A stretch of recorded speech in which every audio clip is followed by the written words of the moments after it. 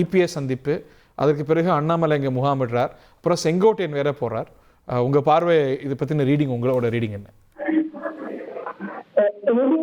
BJP கூட்டணி அப்படின்றது இப்ப கட்டாயம் அது சாத்தியமான ஒண்ணுதான். ஏன்னா பர்செப்ஷன் அளவுலையும் இன்னொன்னு அரித்தமெட்டிக்கலாவும் அது ஏடிஎம்கேக்கும் ஹெல்ப்ஃபுல்லா இருக்கும், பிஜேபிக்கும் ஹெல்ப்ஃபுல்லா இருக்கும்.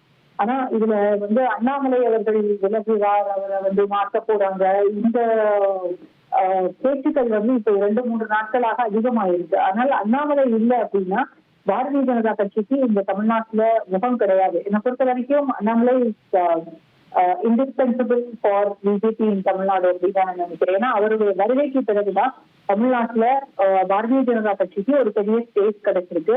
அந்த அந்த ஸ்பேஸையும் தாண்டி அவர்களுடைய செயல்பாடுகள் அதிகரிக்கவும் செஞ்சிருக்கு. கடந்த தேர்தல்ல அதிமுகவோடு கூட்டணி இல்லாமல் பாரதிய ஜனதா கட்சியால ஒரு பெரிய நம்பர், அதாவது வெற்றியை நோக்கி இல்லை அப்படின்னாலும் 1% இன்க்ரீஸ் பண்ண முடியும் அப்படின்றதையும் காட்டியிருக்காரு ஒரு பக்கம்.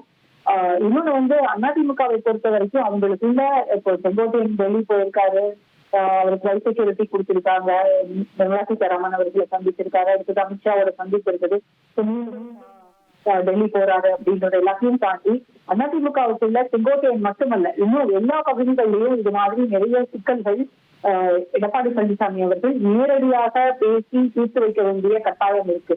இந்த எலெக்ஷன் அவங்களுக்கு ரொம்ப குரூசியலா இருக்கும். எடப்பாடி பழனிசாமி செங்கோட்டையன் ஏன் டெல்லி போறாரு? டெல்லி போயிருந்தா டெல்லி அவர் என்கரேஜ் பண்ணுதா, அவர் ஒரு அஸ்திரமா பயன்படுத்துறாங்களா?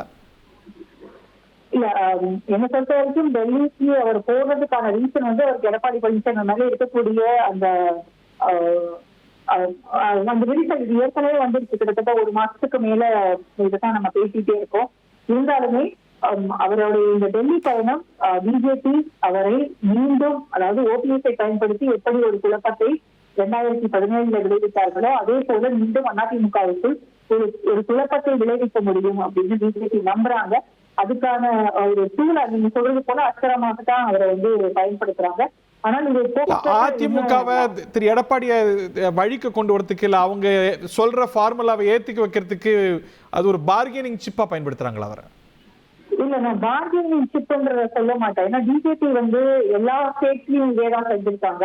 2017 அதாவது ஜெயலலிதாவுடைய மறைவுக்கு பிறகு அதிமுக ஒவ்வொரு கட்டத்திலையும் தவறு செய்திருக்கிறது. அந்த ஒவ்வொரு கட்டத்திலையும் செய்த தவறுகளுக்கான விளைவுதான் இன்னைக்கு இவ்வளவு தூரம் நின்றுருக்கு. எடப்பாடி பழனிசாமி அவர்கள் இதற்கு முன்னாலே கொஞ்ச காலத்துக்கு முன்னாலேயே தீர்க்கமா முடிவு எடுத்திருக்கலாம். ஒண்ணுமே இல்லை, எல்லாரும் ஒன்னா சேர்ந்து வந்திருந்தாங்கன்னா இவ்வளவு சிக்கல் வந்திருக்காது. இன்னொன்னு இந்த 4 ஆண்டுகள் பிஜேபி தயவுல தான் ஆட்சி நடத்த வேண்டிய ஒரு கட்டாயத்துல இருந்தாரு எடப்பாடி பழனிசாமி. அந்த ஆட்சியை காப்பாற்றணும்னு நினைக்காம இருந்திருந்தாருன்னா இன்றைக்கு ஒருவேளை கட்சி கூட வலுவாக இருந்திருக்கலாம். இன்ட்ரெஸ்டிங். திரு பொன்வில்சன், உங்களுடைய பார்வை என்ன? திரு செங்கோட்டையன் அவர் டெல்லிக்கு போயிருக்கிறார் அப்படின்னு செய்தி, அவர் இவரை சந்திச்சார் அவரை சந்திச்சார், எதுவும் உறுதிப்படாத நிலையில அவர் மறுக்கவும் இல்லை, இந்த தகவல் எதுவும் அவர் மறுக்கவும் இல்லை. இது மிஸ் லக்ஷ்மி சொல்வது போல ஒரு இம்ப்ரெஷனை தானே கொடுக்கும்? உங்களுடைய முதற்கட்ட பார்வை? இல்லை, அவர் ஒரு மூத்த உறுப்பினர், டெல்லிக்கு போனாரா, அவர் யார் யாரை சந்தித்தார் அப்படின்றதெல்லாம் இன்றைக்கு வரைக்கும் வெளிப்படுத்தப்படவில்லை. அது அவராக சொல்லாத வரைக்கும் நம்ம யூகிக்க முடியாது. இது வரைக்கும் இந்த நொடி வரைக்கும் அவர் மறுக்கல பாருங்க. போயிருந்தால் ஆமாம், இல்லை, அவர் எதையுமே அவர் மறுக்கிறதுக்கும் இல்லை, அதே நேரத்தில் ஆமோதிக்கிறதும் கிடையாது. அவர் ஒரு மென்மையான போக்கில் போகிறவர் தான். நம்ம கடந்த காலங்களில் அவருடைய வரலாறை பார்க்கும்போது அப்படி தான் நம்ம பார்க்குறோம்.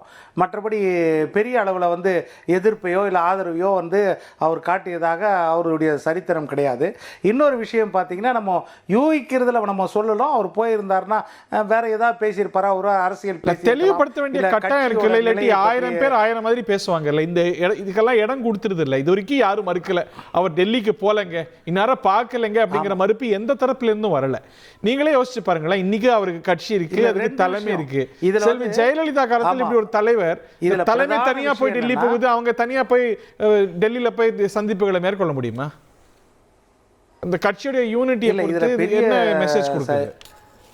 இல்லை, இப்போ இதில் பெரிய விஷயம் என்னென்னா, நீங்கள் சொன்ன மாதிரி த கிரெடிபிலிட்டி ஆஃப் செங்கோட்டையன் அது ஒரு கேள்விக்குறியாக வரும். இன்னொரு பக்கம் பிஜேபிக்கு ஒரு கெட்ட பேரை ஏற்படுத்தும். இது இரண்டுமே ஒரு சாத்தியக்கூறு தான். இல்லைன்னு சொல்லலை. அந்த இரண்டுக்கும் அவங்க தான் தெளிவுபடுத்தணும். இப்போ வந்து எடப்பாடியாரை பொறுத்த வரைக்கும் கட்சி ஒரு ஆளுமையோட அந்த தலைவரின் பின்னால் அதிமுக என்கிற கட்சி அந்த இரட்டை இலை சின்னம் கொடி பிஜேபி செங்கோட்டையன் யூஸ் பண்ணுதுன்னு நினைக்கிறீங்களா தன்னுடைய அஜெண்டாக்கு? இல்லை, அதற்கு இன்னமும் நாம் ஒரு ஸ்டெப்பு யோசிக்க வேண்டியதாக இருக்குது. அதாவது அதற்குரிய பூர்வாங்க ஆதாரங்கள் கிடைக்குமா அப்படின்றது நம்ம இன்றைக்கு வரைக்கும் வெளியே தெரியாத விஷயத்தில் நம்ம அவசரப்பட்டு நம்ம சொல்ல முடியாது. அப்படி ஏன்னா அதோட ரிசல்ட் தெரிஞ்சால் தான் முடியும். நீங்கள் இப்போ மற்ற மாநிலங்களில் பிஜேபி இந்த மாதிரி சில விஷயங்களை செய்திருக்கிறதான்னா சில இடங்களில் வந்து ஒரு கட்சியை பலவீனப்படுத்துறதோ இல்லை ஒரு கட்சியை பலப்படுத்துறதோ வந்து எல்லா கட்சிகளும் செய்யக்கூடிய விஷயம்தான். அரசியல் கட்சிகள் வந்து ஒரு கட்சியை பலவீனப்படுத்துகிற எல்லா விதத்திலும் முடிவு பண்ணுவாங்க. அதாவது 67லேருந்து காங்கிரஸை பலவீனப்படுத்துகிற விஷயத்தில் வந்து தமிழ்நாட்டில் திமுக முயற்சி பண்ணுது. அதில் இன்றைக்கு வரைக்கும் வெற்றி பெற்றிருக்கிறாங்க. அதனால் ஒரு கட்சியை பலவீனப்படுத்துறதோ இல்லை பலப்படுத்துறதை விட பலவீனப்படுத்துறதுக்கு மாற்று கட்சிகள் முயற்சிக்கும். ஆனா இனி இந்த இடத்துல அவங்க நோக்கம் எப்படி ஏடிஎம்கே என்டி அலையன்ஸுக்கு அவங்க டேர்ம்ஸ்ல வந்துடணும் அப்படிங்கிறது நோக்கமா பாக்குறீங்களா? இல்லை, இன்னைக்கு வரைக்கும் அது வந்து கண்ணு கட்டின தூரம் வரைக்கும் இல்லை.